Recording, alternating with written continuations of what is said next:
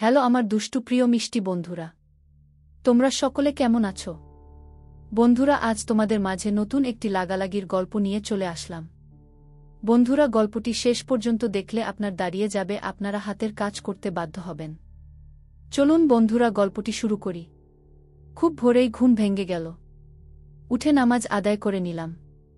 পাখিদের কিচিরমিচির শব্দে পুরো শেখ রংমহলে স্নিগ্ধতা ছড়াচ্ছে। আজ মনটা অনেক ভালো। যদিও কালকের ঘটনাটা স্মৃতিতে বিচরণ করে, মন ও মস্তিষ্ক প্রশ্নের উত্তর খুঁজতে গিয়ে অজানায় হারিয়ে যায়। তবুও সবকিছু এক সাইডে রেখে আমাকে এগিয়ে চলতে হবে, ভাবতে হবে আমার সাথে ঘটে যাওয়া এটা একটা অ্যাক্সিডেন্ট। আর পরিকল্পিত হলে সময় আবারও সবকিছু সামনে নিয়ে আসবেই, সেই অপেক্ষাতেই না হয় থাকি।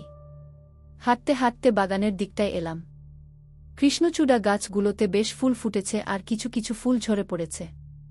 ঝরে পড়া ফুলগুলো বাগানের ঘাসের উপর নিজেদের অন্য এক রূপে মেলে ধরেছে। পাখিরা গাছের মগডালগুলোতে আনন্দে মেতে উঠেছে। হালকা বাতাসে আমার খোলা চুলগুলো উঠছে, পূর্ব আকাশে উঠন্ত সূর্যের মিষ্টি রোদ চারদিকে ছড়িয়ে ছিটিয়ে পড়ছে। নিতান্তই বলা যায়, প্রকৃতি তার সৌন্দর্যের অন্য রূপে আমাকে মুগ্ধ করেছে। আমি ঘাসের উপর থেকে বেছে বেছে সুন্দর সুন্দর পাপড়িগুলো সংগ্রহ করছি। আশেপাশের সবকিছুই আমার বাস্তবিক জগৎ থেকে হারিয়ে গেছে। আমি তো ডুবে আছি প্রকৃতির মহিমান্বিত অন্য এক জগতে। হঠাৎ এক জোড়া পা আমার সামনে এসে দাঁড়াল। আমি পায়ের দিকে তাকিয়ে আছি। পা থেকে চোখ পা জোড়ার মালিকের দিকে তাকালাম। চমকে উঠলাম। দুই পায়ে ভর দিয়ে বসেছিলাম, চমকে উঠার কারণে ভর সামলাতে না পেরে ঘাসের উপর বসে পড়লাম। সমুদ্র, তোর এই কৃষ্ণচূড়া ফুলের পাপড়ি কুড়ানোর বদ অভ্যাসটা গেল না আর, বলেই সে ঘাসের উপর বসে পড়ল। ঘামে টি-শার্টটা শরীরের সাথে ইলেপ্টে আছে। এমনিতে সাদা টি-শার্ট, তার উপর ঘামে ভেজা টি-শার্ট, এর উপরে শরীরের পেশির ভাঁজগুলো স্পষ্ট ফুটে উঠেছে। নিশ্চয়ই উনি জগিং করে সরাসরি আমার সামনে এসেছেন।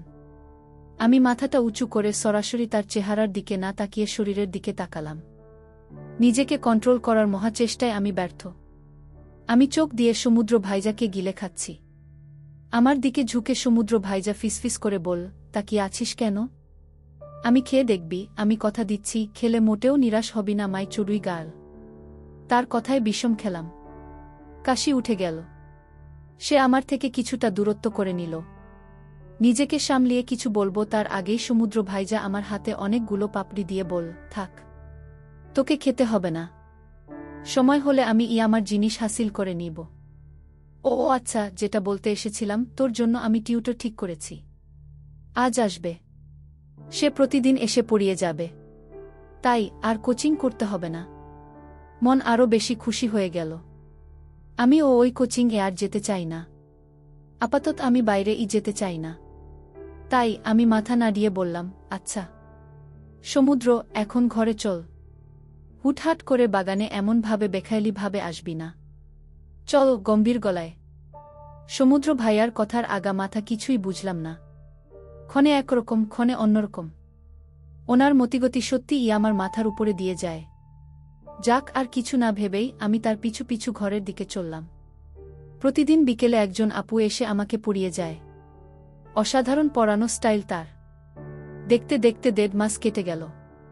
সমুদ্র ভাইয়ার মুখোমুখি খুব একটা হচ্ছি না। তিনি খুবই ব্যস্ত সময় পার করছেন। আমিও পড়াশোনা নিয়ে ব্যস্ত সময় পার করছি। কেন যেন মনে হচ্ছে তিনি আমাকে সময় দিচ্ছেন।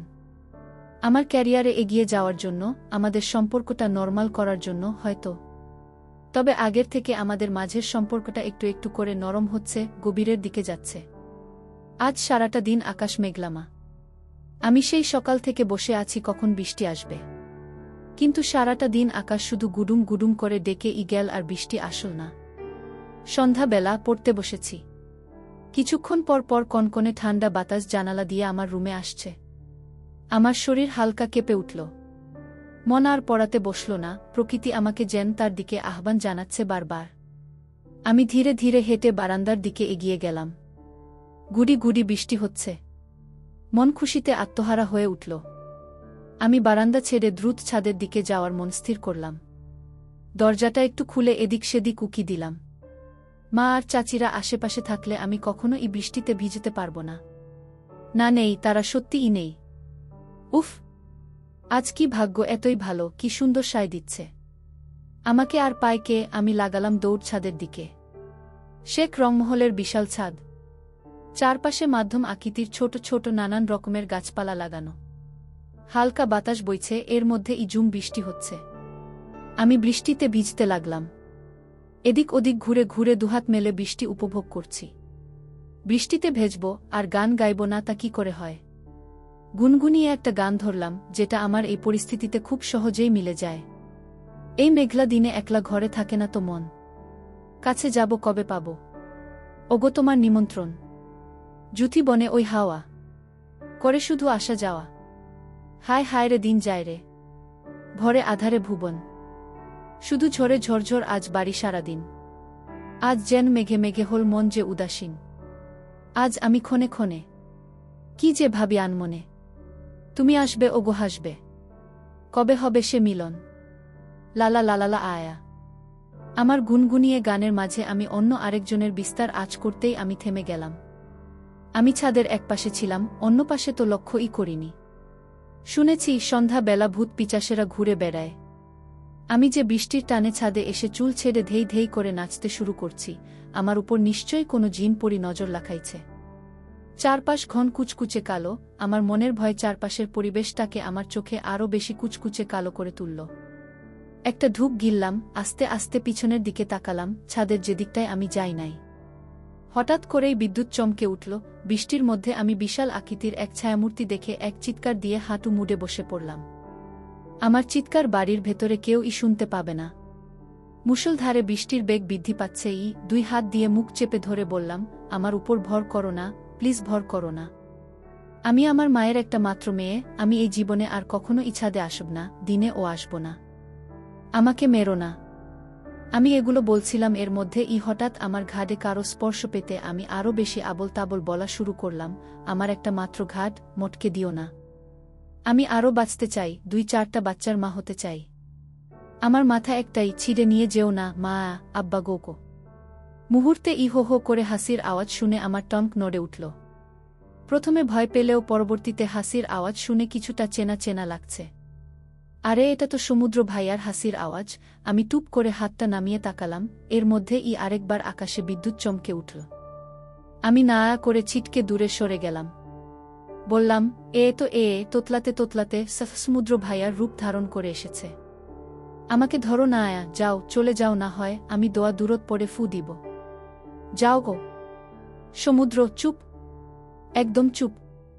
সবসময় মনে ড্রামাটিক সিন কল্পনা করে বাস্তবে পরিণত করার চেষ্টা করে। একদম ড্রামা করবি না, চুপ। তাতে দাঁত চেপে, ড্রামা কুইন আপনি সমুদ্র ভাইজা? সমুদ্র ভাইয়া মুখ ভেঙচে বল, না, আমি তোর সাইজা, তোর যমরাজ ঘাট মটকে খেতে এসেছি, আয় খাই। আমি দ্রুত সমুদ্র ভাইয়ার দিকে এগিয়ে এলাম। উপর থেকে নিচে ভালো করে তাকালাম, তারপর হাতটা ধরে কুটুস করে একটা কাম বসিয়ে দিলাম। সমুদ্র, উফ, ঝিনুক ছাড় বলছি, ছাড়। রাক্ষুসে মাইজা, আল্লাহ, দাঁত বসে গেল। এই হাডে বদমাইশ, তুই কি কুত্তি নাকি? ছাড়। সমুদ্র ভাইজাকে ছেড়ে দিলাম। হে হে হে করে 32 পাটি দাঁত বের করে হাসলাম। বললাম, ঠিক আছে, আপনি সমুদ্র ভাইজাই। হে হে হে হে। শুধু শুধু ভয় পাচ্ছিলাম। সমুদ্র ভাইজা, আপনি ও ভয় পেয়েছেন তাই না? সমুদ্র ভাইজা আমার মাথায় টোকা দিয়ে বলল, তোর মতো বলদ বিতুর ডিম আমি। ইস, আইছে সাহসী। হু, আমি ও ভয় পাইনি।